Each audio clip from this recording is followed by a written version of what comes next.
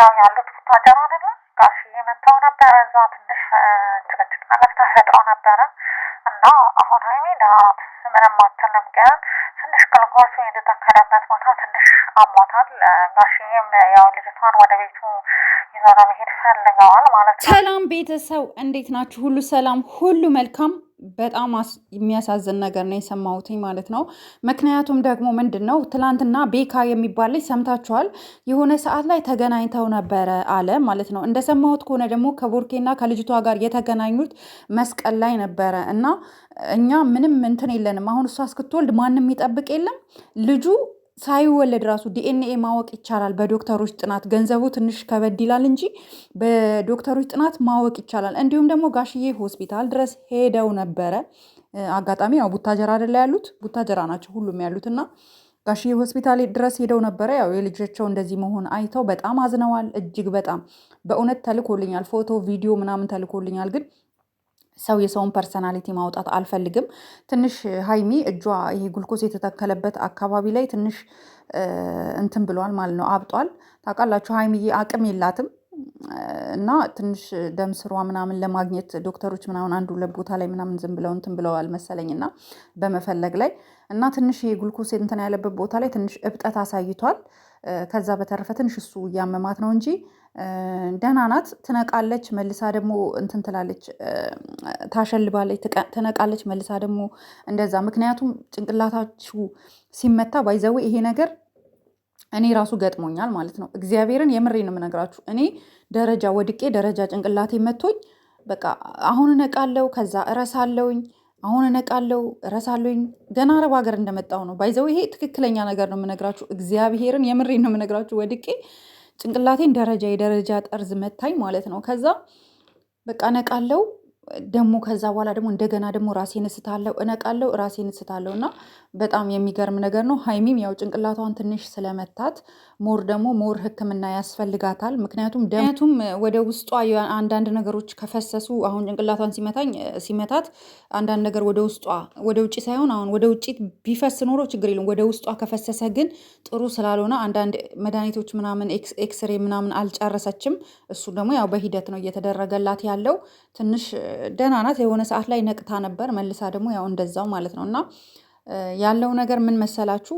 አሁን እኛ ቡርኬን የምትሰድቡ ሰዎች ያላችሁ፣ ቡርኬን አትስደቡት፣ ተዉት። እሱ ራሱ ከባድ ጭንቀት ላይ ነው ያለው። አንደኛ ደረጃ እነጋሽዬ እዛ ጋር እየተቆጡ ነው። እንዴት እንደዚህ አይነት ነገር ሊፈጠር ይችላል እያሉ ነው። እነጋሽዬ ሽማግሌ እንደሚላክ ምናምን ነው የሚያውቁት እንጂ እንደዚህ አይነት ነገር ውስብስብ ነገር እንደተፈጠረ ልጅቷ ሆስፒታል እንደገባች ምናምን አያውቁም። ይህንንም ደግሞ ለጋሽዬ የነገረው ደግሞ አብርሃም ነው ማለት ነው፣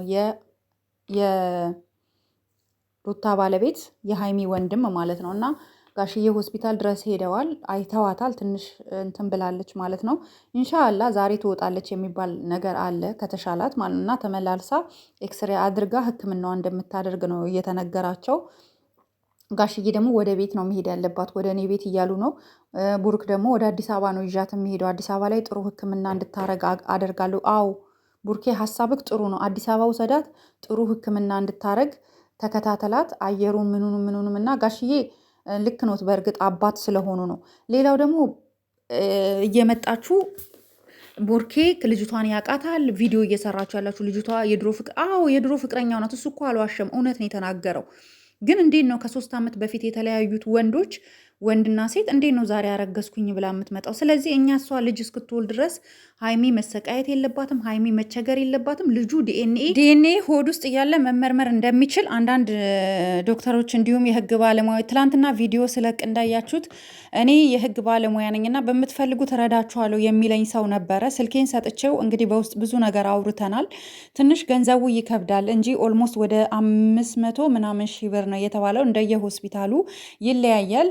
ውስጥ እንዳለ ዲኤንኤ የአባትና የልጅን ዘረመል ወስዶ መመርመር እንደሚቻል የተወሰነ ተነግሮኛል ማለት ነው። እና እኔ አሁን ምንድን ነው መሰላችሁ የምፈልገው ልጁ ይመርመር፣ ሆዷ ውስጥ ያለው ልጅ ይመርመር።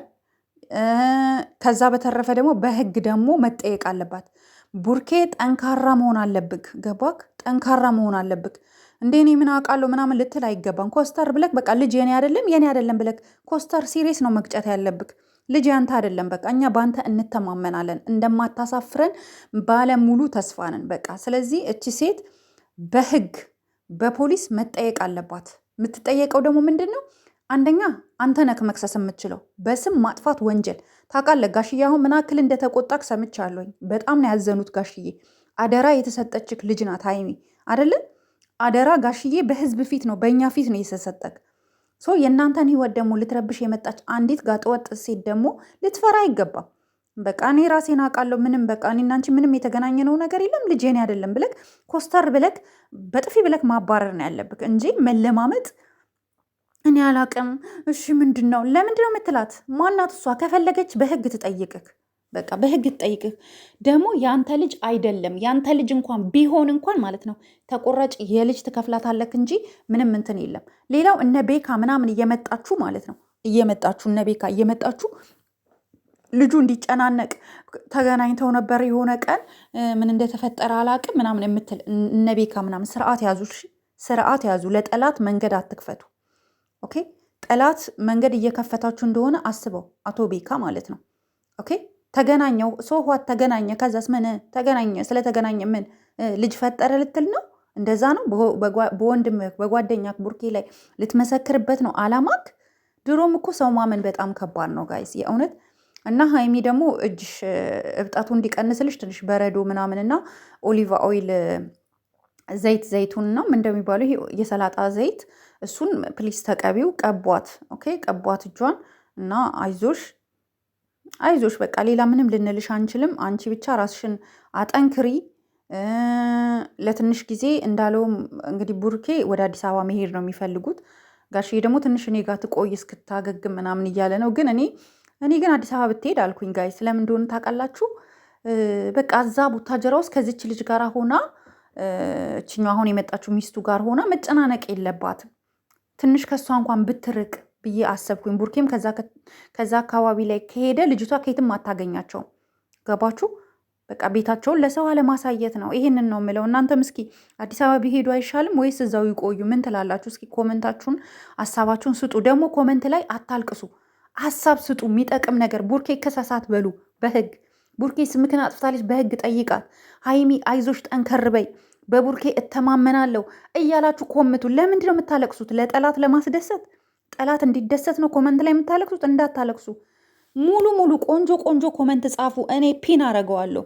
ፒን የቡርኬንና የሃይሚን ስም እየጻፍኩ እንትን እያረኩኝ እያመጣሁኝ እንትን አረገዋለሁ፣ ፒን አረገዋለሁ። እነሱ ጋር ቀጥታ ኮመንታችሁ እንዲሄድ ፒን አረግላችኋለሁ። እሺ እንዳለ ትክክለኛውን ኮመንት፣ ጥሩን ኮመንት፣ ለእነሱ የሚጠቅም ኮመንት፣ ሀሳባችሁ ጥሩ ሀሳብ የሚጽፍ ኮመንት እኔ ፒን አደርገዋለሁ። ሶ እንደዛ ጻፉ። አታልቅሱ፣ ለጠላት አታስደስቱ፣ ለጠላት እጅ እንዳሰጡ። እናንተ ጀግና ናችሁ። በቃ የጨረቃ ቤተሰብ ጀግኖች ናችሁ። ይሄን ደግሞ ችግር እንወጣዋለን። በቃ ጋሽዬም ደግሞ ተረጋጋ፣ ነገሮች ይስተካከላሉ በእርግጠኝነት። ቡርኬና ሀይሚ መቼም አይለያዩም። በፍቅር መሀል ደግሞ ፈተና ያለ ነው። እኛ ስናፈቅር ስንት ተፈተነን፣ ስንት ውድቀን፣ ስንት ተነስተን ዛሬ እዚህ ደረጃ ደርሰናል። ሶ እነሱ ስለተዋደዱ ስለተፋቀሩ ጠላት መጥቷል። በቃ ጠላት ሲመጣ ደግሞ እኛ ከጎናቸው ሆነን ልናግዛቸው ይገባል። አስተያየታችሁን ኮመንት ላይ በደንብ አድርጋችሁ ጻፉ። እኔ ፒን አደርገዋለሁ ለቡርኬም ለሀይሚም እንዲደርስ